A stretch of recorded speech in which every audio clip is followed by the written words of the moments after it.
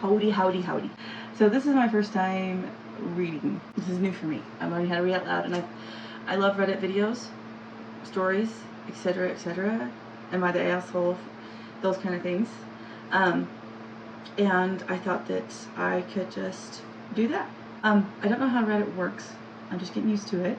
So we're just going to figure it out from here. Okay? Okay. Alright. Oh. So get your coffee, your tea, your milk, snacks. Let's get started. Cheers. Okay. This one is from a day ago. Am I the asshole for prioritizing my daughter's recital over a funeral? My daughter, 5 years old, had a dance recital on Saturday. Her dance studio scheduled everything a couple months ago, so my husband and I were prepared to attend. Last Wednesday, my father informed me and the funeral would be on Saturday. He said that he and his wife wanted me to attend it with my family, but would settle for just me. I'll be honest, I didn't want to go. I didn't have a close relationship with my father's mother-in-law. My kids saw her once a year at most, but I wouldn't mind attending if it weren't for my daughter's recital. Fair. The funeral would take place in a different city, a very short flight away.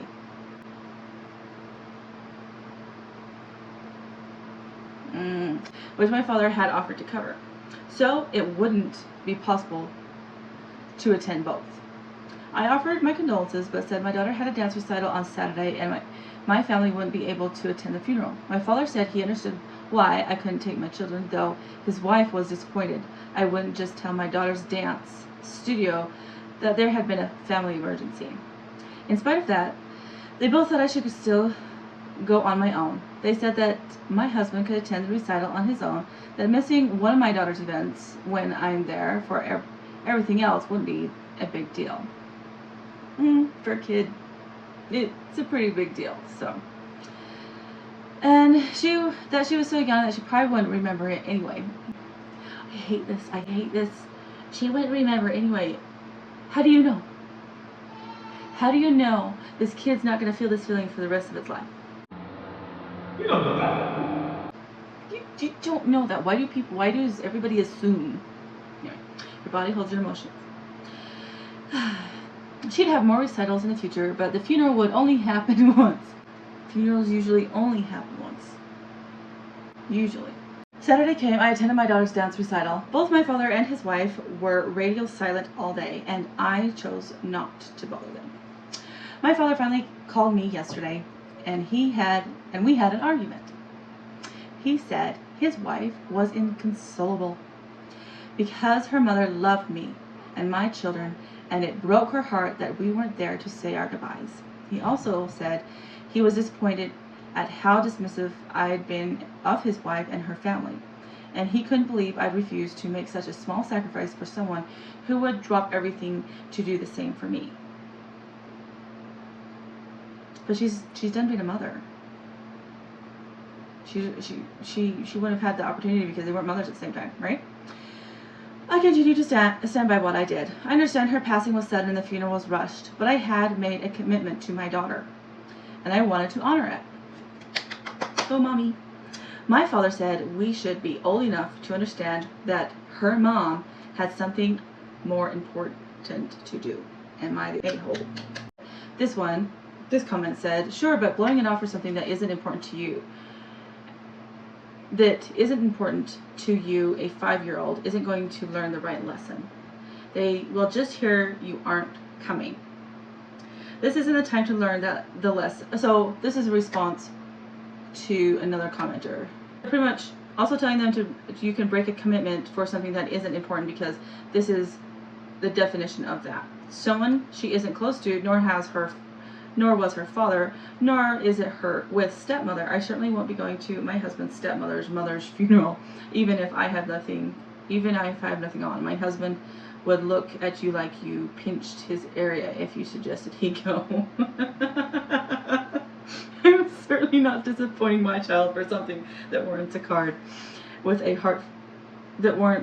heartfelt message at most. There's been a lot of disagreement and not the a-hole. This one says, definitely not the a-hole. Your dad is putting a lot of pressure on you to be emotionally supportive for his wife over your daughter. His wife, not her mother, his wife. It's totally okay for you to set a boundary and choose your daughter over your dad and his wife. His reaction is mature and it makes it pretty clear, it's immature and it makes it pretty clear why y'all have a strained relationship. A mutual supportive father-daughter relationship wouldn't involve the dad laying a guilt trip and punishing boundaries. He's just emotionally immature, and it sounds like you deal with it just fine, and he's lucky to have you and your family in his life. So I think with this update, you're not the a-hole. Yeah.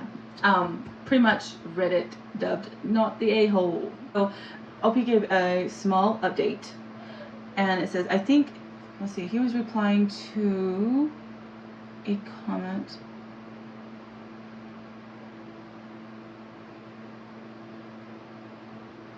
It says, he says, I'm not close. I'll try and answer your questions as well as I can.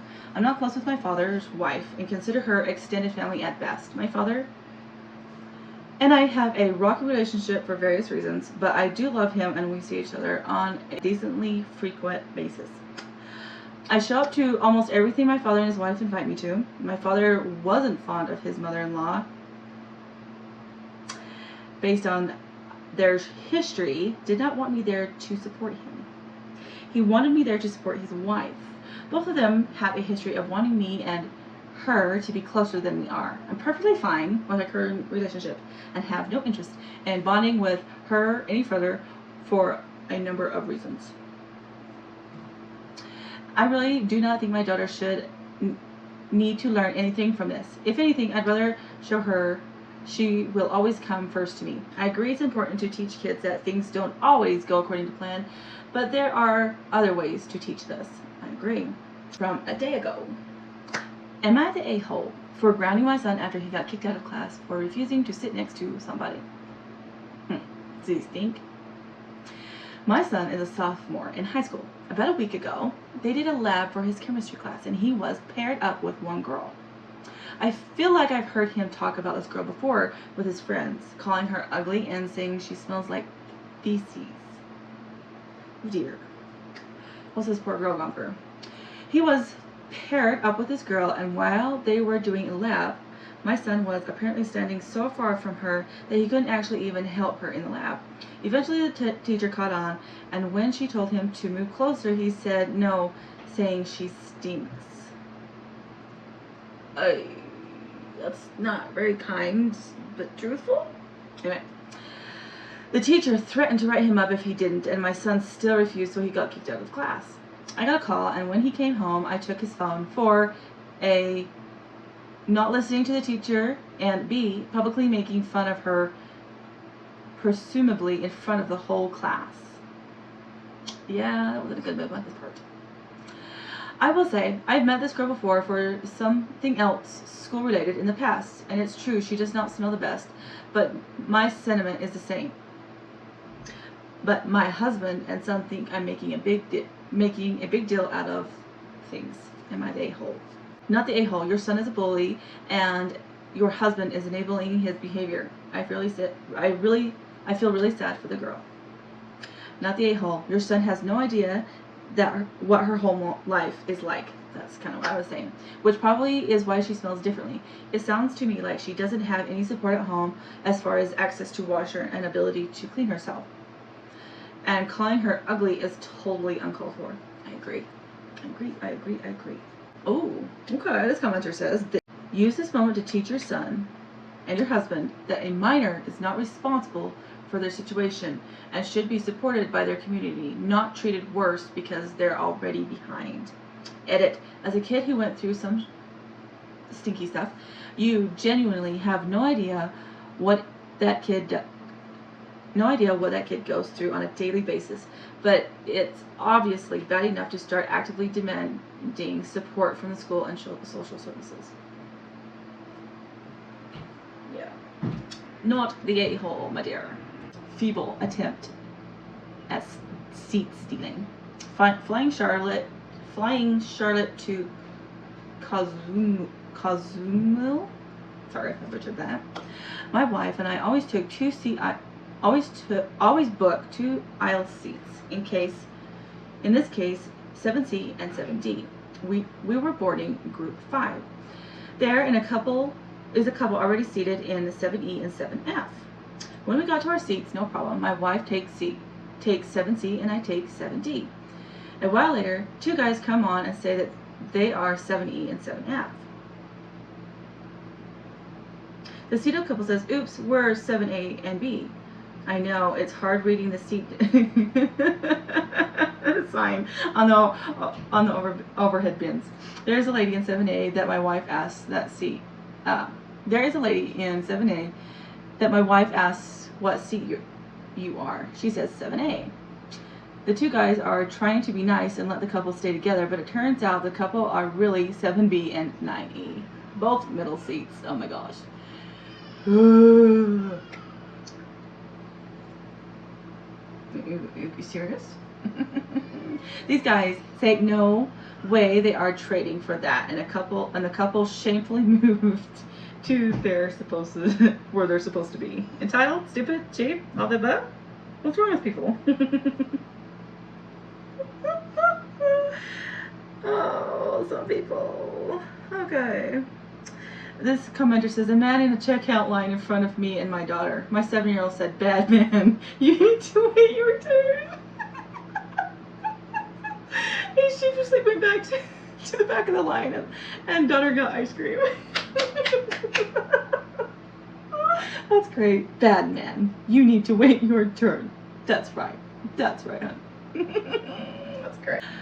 Am I the a-hole for refusing to let my husband's infertile friend name our son? If you're not all friends, you're not friends. Not this type of friendship. My husband, 33 male, his best friend, 37 male, Will, is infertile. He got divorced 2 times because of it, and because he lied and hid his infertility. Ooh, that's sad. And his life hasn't been the same the day he was told he can't have kids. He has always had a soft spot for children, and when he found out that my husband and I were expecting, he was so thrilled and started buying us gifts and decor pieces that he made from his woodwork for the baby. My husband thinks that those are all nice gestures, but I couldn't help but feel uncomfortable, especially with how much he keeps mentioning the baby. A few days ago, my husband and I found out the gender of the baby. The minute we told Will, he started calling the baby a random name he picked and was going to give to his baby if he wasn't infertile. He then started begging us to use this name, and my husband said it was a done deal.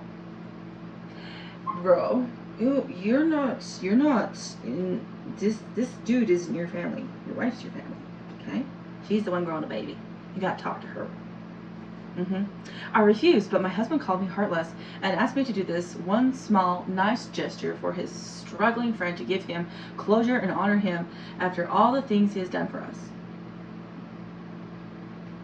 Just because you give a lot of gifts doesn't mean you're entitled to do this kind of stuff. I don't think. No. I flipped and said it was my baby, not his. Will heard this and left immediately. As you should, sir. As you should. My husband yelled at me saying it's his baby too, and my behavior towards Will was abhorrent. Really? Well, you didn't talk to her before you said done deal.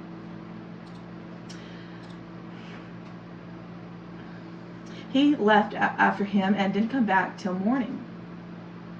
He kept saying the same thing and pressuring me to agree on the name, but I refused. Am I the a-hole for choosing this hill to die on? Not the a-hole. Is your husband also building his friend an art room in your house? What? Very good point. Ooh, this is an interesting take. Not the a-hole. And since this is Am I the a-hole, I'm assuming your husband is in love with Will and they plan to run off together with your child. Please update. I didn't see an update. So I've been looking for the update, but if there is an update, this was from 4 years ago. But there is a comment down here that says, wife also needs to make sure to talk with the staff and let them know Hubs is not to fill out the paperwork regarding the baby's name without her being there and awake. Very good point. Very, very good point. Yeah, there's a lot of commented on here saying, kind of sounds like you're the incubator for your husband's Will's kid, not the a-hole. This is terrible.